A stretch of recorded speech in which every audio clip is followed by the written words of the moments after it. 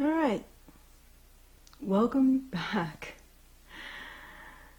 Yeah, I will be your host. My name is Alison.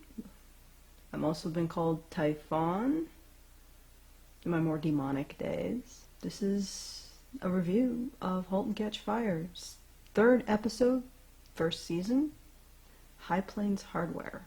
In this episode, Joe decides the computer needs to be portable, Gordon fires a bully, and Cameron gets stuck. Yeah, that's pretty much all she does in this entire episode, is get stuck. And then get unstuck. Alright, so here are our characters. We have Joe McMillan, the domineering, possibly sociopathic visionary. We have Gordon Clark, the meek engineering genius. And we have Cameron Howe, the anarchistic computer programming prodigy. Honey badger lifts the face off the puppet master, chews it out like a honey master, spit it out into your copy pasta. The honey badger.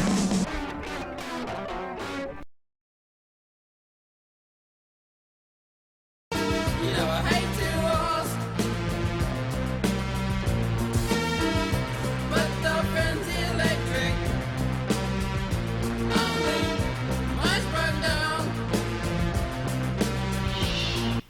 He's communing with his people. Once again, Joe has to set the targets that this computer needs to hit in order to be saleable, in order to find a market. And Gordon has to figure out how to get there. And those are the combined sales figures for Coleco, Vectrex, and Atari. Video games. Microcomputers. Proof that America wants these machines in their homes. And how did the PC business respond? With a cassette deck, a sewing machine, and a carburetor.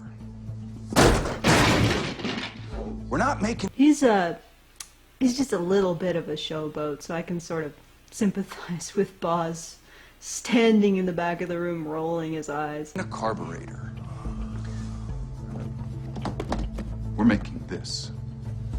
By the end of this year, Cardiff Electric will release to the market a truly portable computer.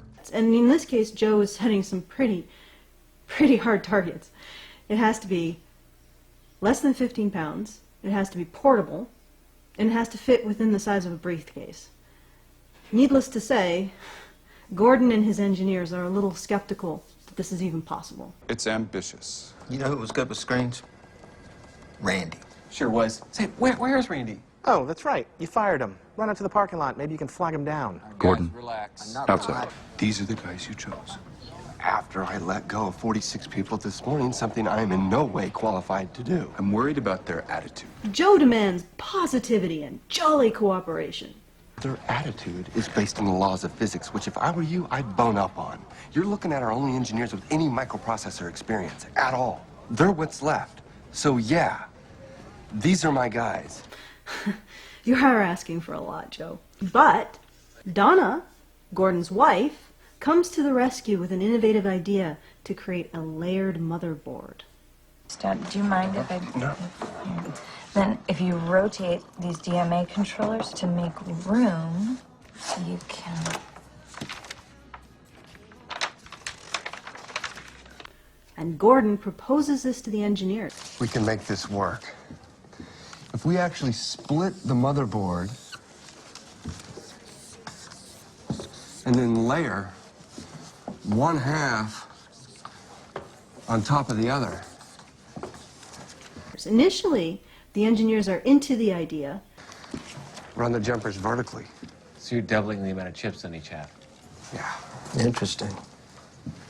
Until this guy It's a killer idea. It is, but we got 3 months. decides to start undermining Gordon's confidence in his own abilities to build this computer. So we assume that Joe is the bully here.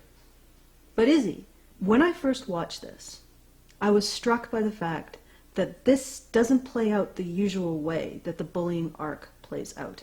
The usual bullying plot arc is the bully will force someone into doing something that they regret. And then after this person has done what they regret, they somehow learn to have the strength to stand up to the bully and tell them, you know, you made me do something that I deeply regretted, and I'm never going to listen to you again. You're a bully. Joe is being set up as bullying Gordon. But there is actually two bullies here. Joe, potentially, and then the naysayer, who is a much more subtle bully, because he's not overt about it. He actually does sometimes things that are supportive towards Gordon, whereas Joe is very flamboyant. So we assume that Joe is the bully here. But is he? First thing tomorrow, we sit down with Joe, bring him back to Earth, tell him it can't be done. I'll fly wingman if you want. No, I'll tell him.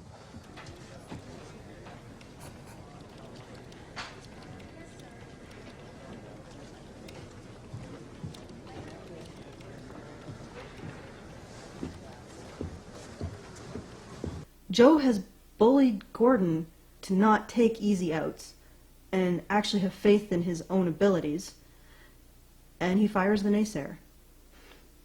That is a very unique take on the bullying arc.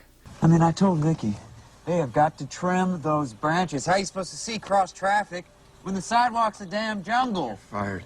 That's a very different approach to the bullying storyline. In fact, I've never seen that before, except in stories about coaches or drill sergeants. I mean, a bully who bullies their target into being better, into not compromising, into having more confidence. If you guys can find another story that approached the bullying story arc like this, please show me, because I'd love to see it. And this is Joe's arc for this particular episode. He's working with Boz, or not always working, maybe working behind each other's backs, to try to find funding for the PC project. And his initial impulse is to reach out to contacts that he had while he was working in New York with IBM. So he tries to bring in a venture capitalist named Aaron Littlefield. The hell's that? Aaron Littlefield.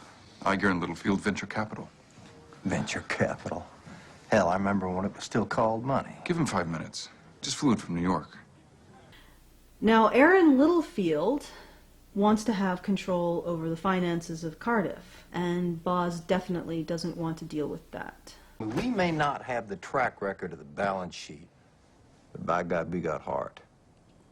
The can-do Texas spirit, y'all. Let me show you some sketches. So good seeing you again, Joe. I'll be in touch. After the Aaron Littlefield debacle, Nathan and Boz are trying to exert control over Joe. Now, what makes this so tense is because Joe is in the same position that Cameron is in. Neither of them can be fired. So Nathan and Boz can't actually fire Joe, which means they don't have any real authority over him. You weren't wrong to do what you did, but then neither was John. We let you in the door, Joe. We gave you the rope. But only one boss dick can swing it. You're the vision guy, and I'm retired, and I want to stay retired. So John makes the financial decisions on this project. All of them. You know I gotta clear all this with Nathan.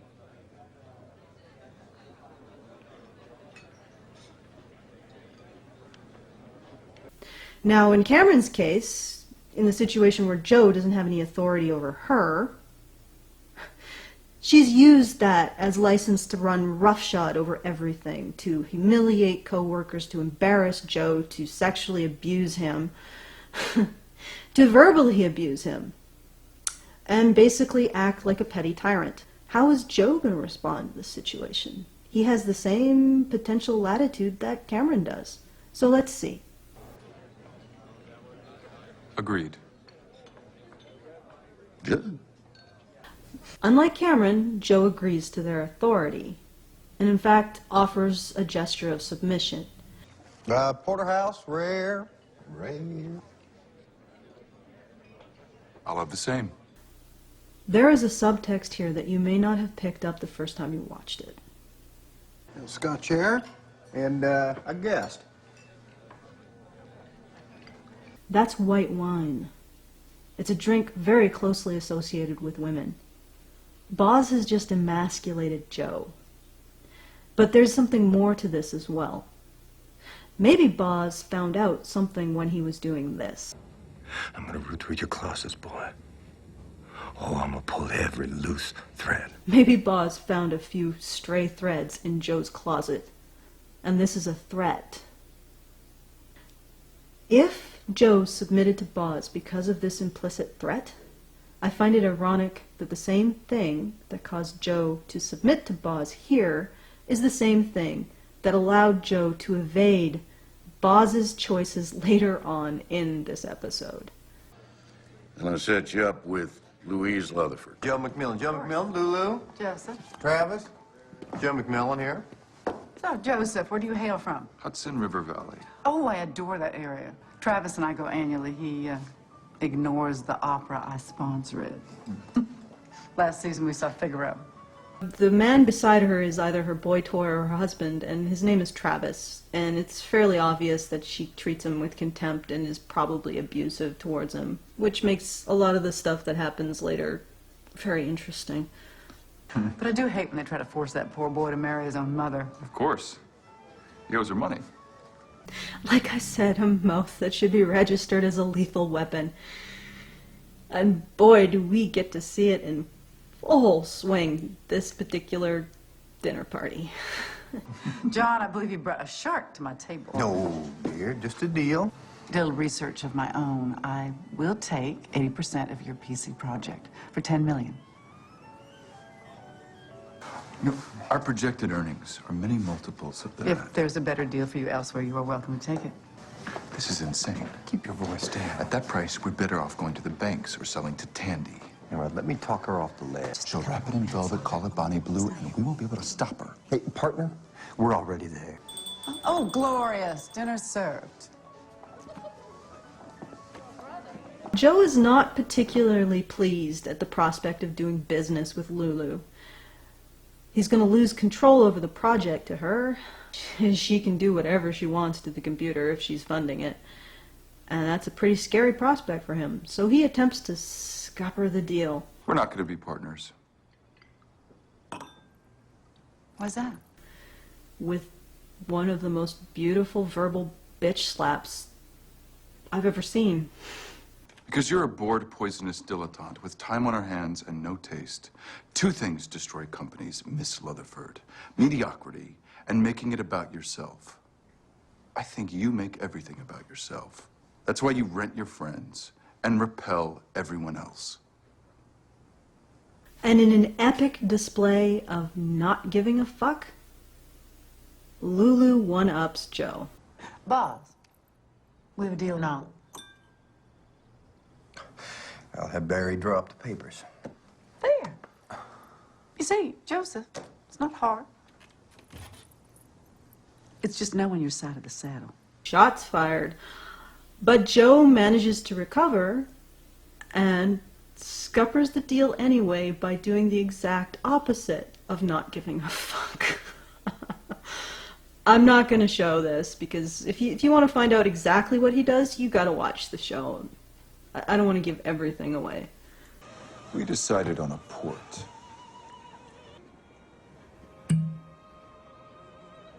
That pig iron bitch had us. And now we get to see some interaction between Boz and Cameron, the resident troubled youngster and the father figure.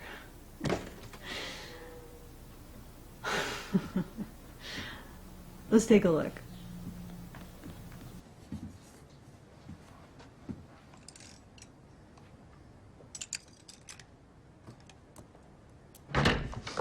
Hi. Yep, some petty theft. Hi. Those Lloyd shoes? Who the hell's Lloyd? Lloyd.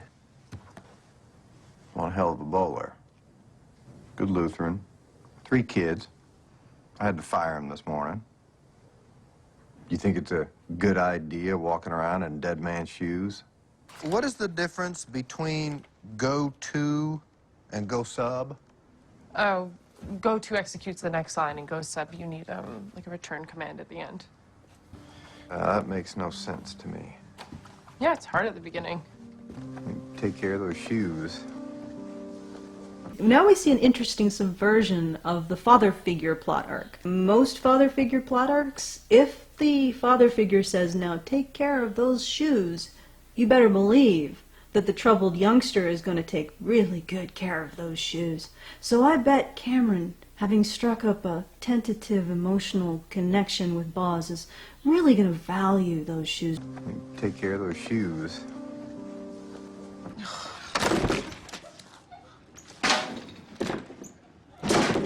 Let's watch that again, shall we? Take care of those shoes. Just one more time so it hits home.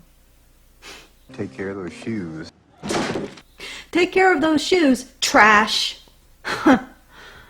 Oh boy. But Cameron does find something she does appreciate. Money!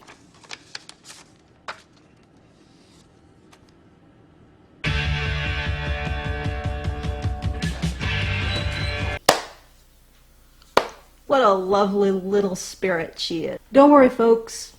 We haven't plumbed the depths of how horrifying Cameron is yet. How much she disregards other human beings. We haven't plumbed the depths yet. Not even in this episode. This is not bottom for Cameron yet. We're going to hit bottom very shortly. Let's cue hitting bottom. Now there are two people in this entire season who stalk Joe back to his apartment. Dale and Cameron. And if you watch the two scenes together, you'll notice that the way Joe approaches both of them is the same. He moves his shoulders in the same sort of guarded, aggressive way, like he's almost preparing to fight. What do you want? I'm stuck.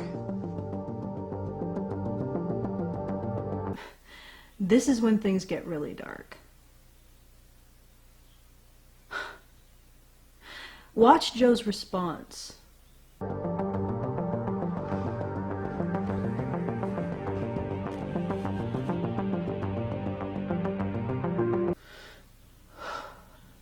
It's actually hard to see this unless you're watching it in HD on a large screen. So I suggest confirming it for yourselves. Finding a high-definition television and confirming this for yourself. But this is what I see. When she implies that she expects sex out of him, he essentially checks out of the building. He's in a disassociative state at that moment. And the reason why I'm saying that is because he is staring beyond her at something only he can see. And then when she walks out of his field of view, his gaze does not follow her. And I can tell you that that's a reflex. Following someone who's walking past you is a reflex.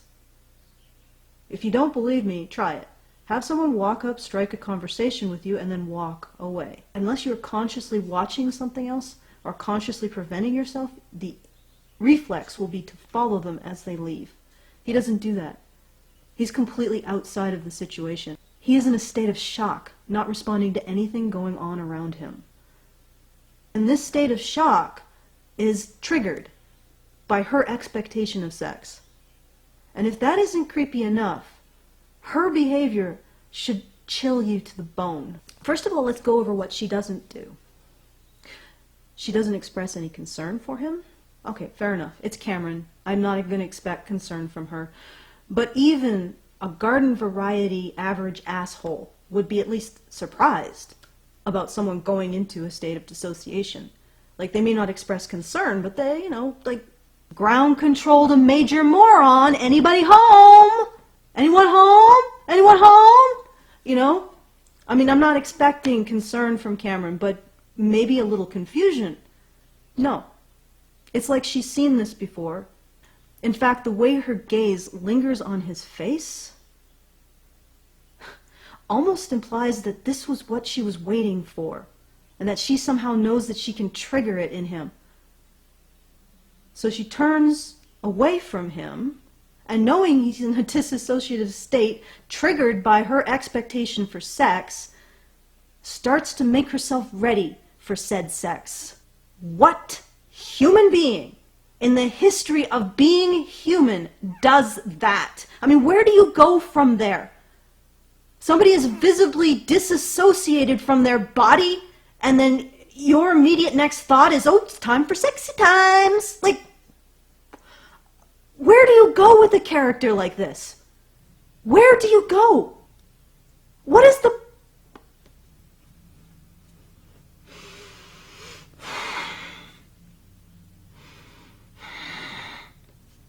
Okay. So this is a thing now. This is a thing that Cameron does. Now, admittedly, I may be reading into it to think that this is what she was going for from the beginning, that this is what she was waiting for, and incidentally, this is why she said no to him before when he was potentially setting up going down there and giving her sex. And I know a lot of people are going to make a whole hill of beans about that, but the creators make it explicitly clear in this episode that Joe is willing to initiate sex that he finds personally horrifying if it means that the project benefits. He is willing to go there. He is willing to resign himself to that. So the fact that he calls her and says, do you need me to go down there, does not mean he wants it. It means he's resigned himself to it. But even that isn't enough for Cameron. Even that minor amount of autonomy is too much for Cameron. The minor amount of autonomy of using Deb as a fucking shield so that he can decide when the sex takes place, that's too much autonomy for Cameron.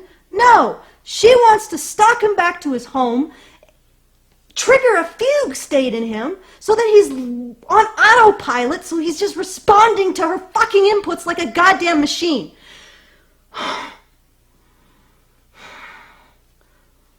Okay. Okay. All right. This is a thing. So this is a thing. All right. Okay. Fuck. I need a glass of water.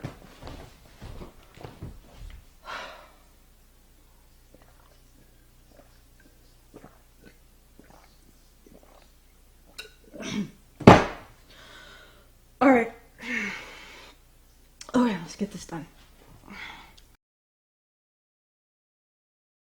All right, I'm back. Feeling a little better. First of all, I just want to ask, what kind of person sees another person being triggered into a disassociative state by the expectation that they have sex and then proceeds to make themselves ready for the sex that just triggered the other person into a disassociative state? Anyway, whatever. Throughout this episode, they've been using this visual metaphor of this dying bird. And I didn't actually get it. The first time I watched it, I thought it was sort of a heavy-handed symbolism for all of the people that Gordon has to fire. But then, I made the visual connection between this scene and this scene. The first scene, Joe is in a mirror. The second scene, Travis, Lulu's boy toy, is trapped in a window. And you even have the same sort of pattern going on from both scenes.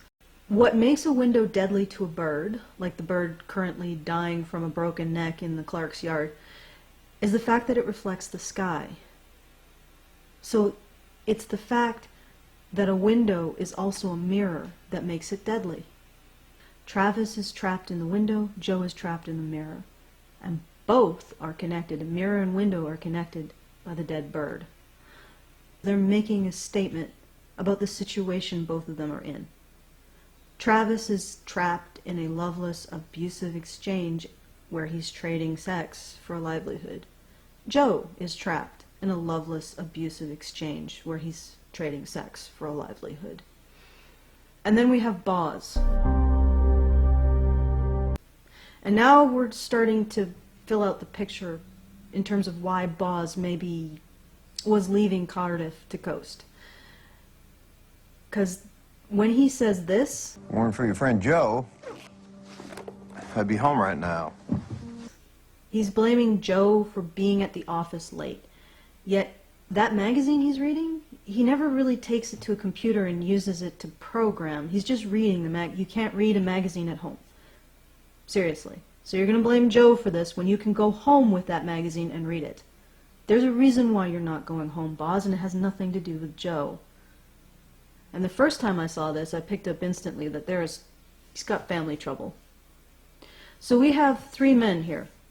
We have Travis, we have Joe, and we have Boz, all in misery, all trapped. Visually, Boz is not trapped in a mirror or in a window, but he does have those vertical black bars that give that sense of being trapped.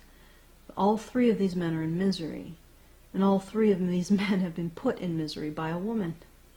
By breaking its neck on a window that's also a mirror, it's symbolizing the situation with Travis. It's symbolizing the situation with Joe. It's probably symbolizing the situation with Boz. I mean, maybe in the future Boz will be trapped in a loveless, abusive relationship with his ex-wife that involves an exchange of sex, but I don't know, maybe, maybe not. This bird is representing the exchange between Joe and Cameron that's occurring right now.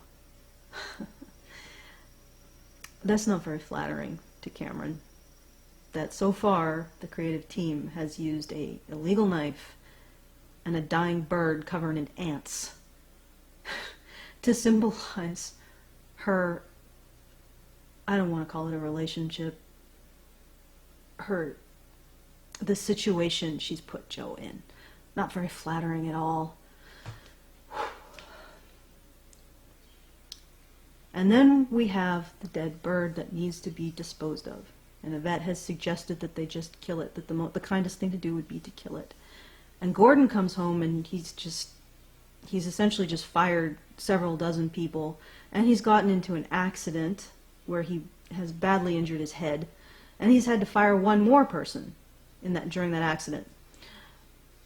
He's in no state to kill this bird. So Donna has to do it. Of course, she has to be the one to kill the bird because women are the ones who have put the preceding three men in misery. So it has to be a woman who takes the bird out of misery. In this episode, they hinted at Donna engaging in some kind of mental affair with her boss, Hunt, at Texas Instruments. And yet, they do have this very flattering statement about Donna. She does step up and kill the bird in order to reduce the misery on Gordon. So, I guess it's up in the air.